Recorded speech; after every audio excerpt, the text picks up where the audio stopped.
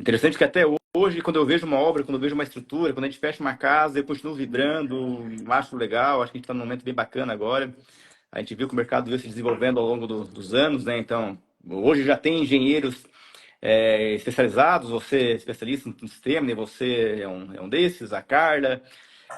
Tem arquitetos também já especialistas nessa área, a gente tem vários parceiros, tem construtores, empresas, assim, a Caixa Econômica já financia hoje, então assim, o mercado está consolidado, a gente construiu muito know-how, né? Acho que você está com a gente nos últimos 5 anos aí, viu o quanto a gente vem desenvolvendo, crescendo juntos aí, então está num bom momento. Sim. Então vamos contar agora um pouquinho da história, como é que o aço faz, como é que é o processo, né, para compra do aço até ele chegar na obra. Quando você começou a primeira casa, você teve que comprar o aço de alguém, né? Você ainda não tinha máquina para produzir o aço, né? Como é que foi esse processo para você entender que tinha que comprar um aço, ou você comprar uma primeira máquina para produzir esse aço?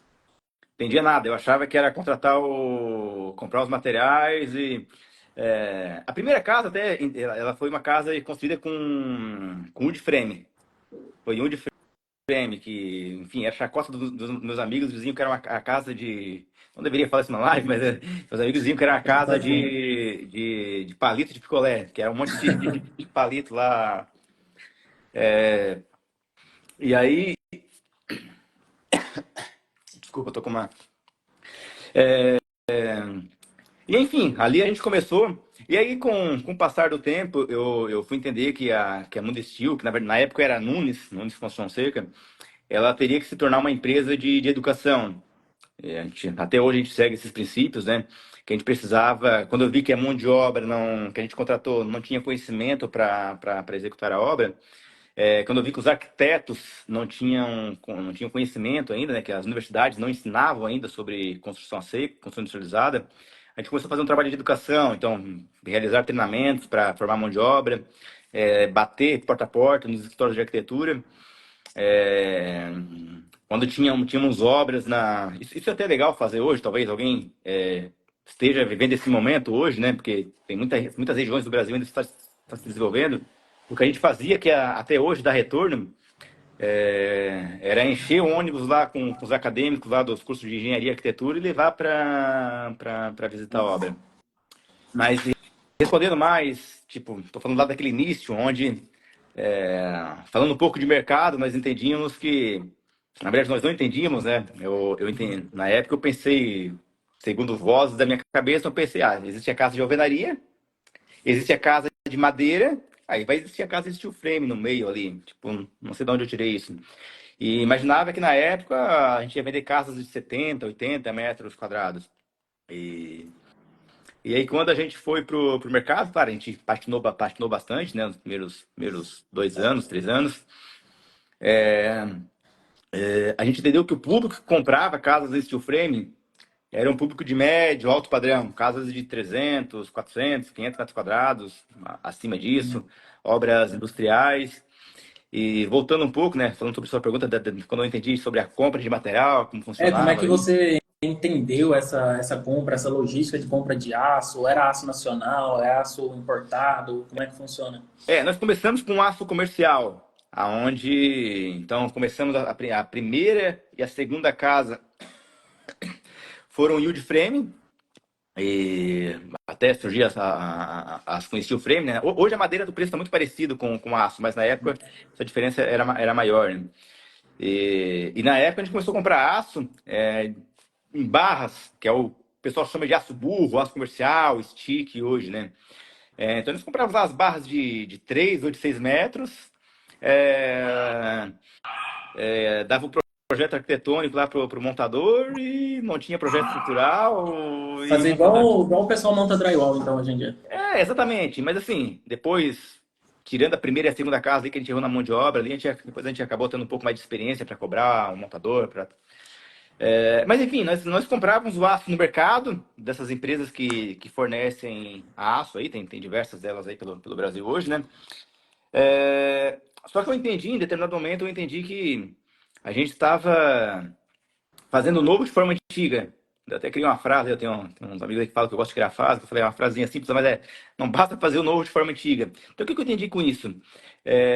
Nós estávamos com uma tecnologia muito promissora, mas estávamos abrasileirando o sistema construtivo.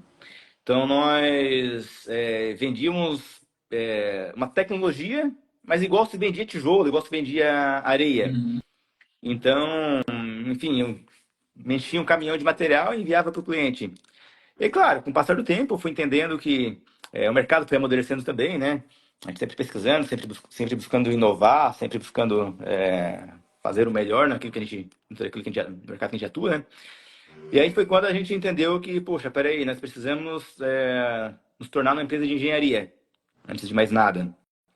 Então a gente investiu em engenharia, inicialmente a gente terceirizava a nossa engenharia, depois a gente entendeu que para ter um processo de melhoria contínua, a gente precisava trazer nossa engenharia para dentro de casa. Começamos a formar nossa engenharia.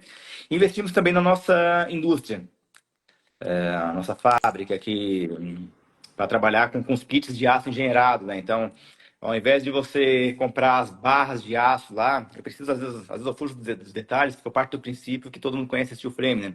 Mas existem duas formas de construir steel frame, né? Você pode comprar o aço em barras lá, de 3 ou de 6 metros, e aí o montador vai fazer os cortes na obra, enfim, às vezes não vai seguir um projeto, mas isso você não consegue garantir qualidade, padrões, né? Então a gente entendeu que a gente precisava investir na produção. Então foi onde nós compramos nossa máquina de aço engenheirado. E hoje a gente fornece com todos os kits.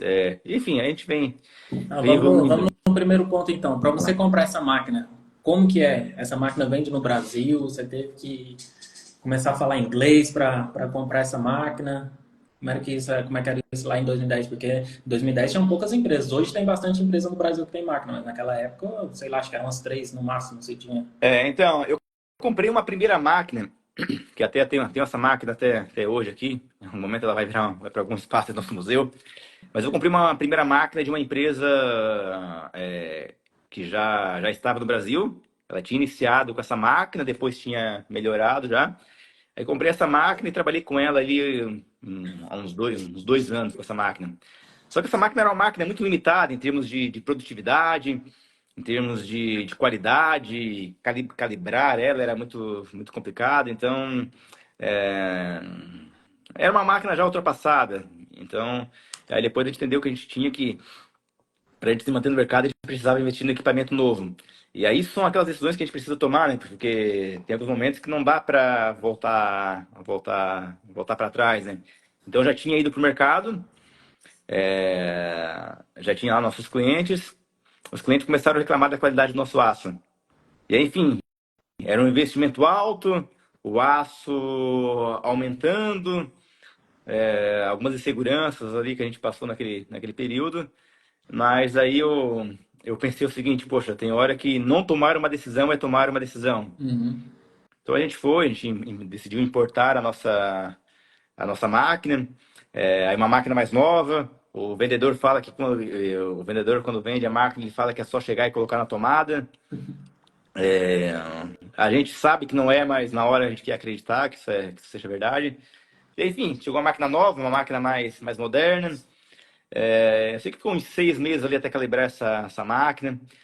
E aí não fala que também que a gente precisa ter um time de engenharia para rodar essa máquina, porque a máquina e o operador ali é algo mais simples, mas enfim, a gente precisa ali de 5 engenheiros praticamente, na verdade, 5 para começar, né? Hoje a gente acho que deve ter 10 engenheiros para poder fazer essa máquina Funciona. rodar.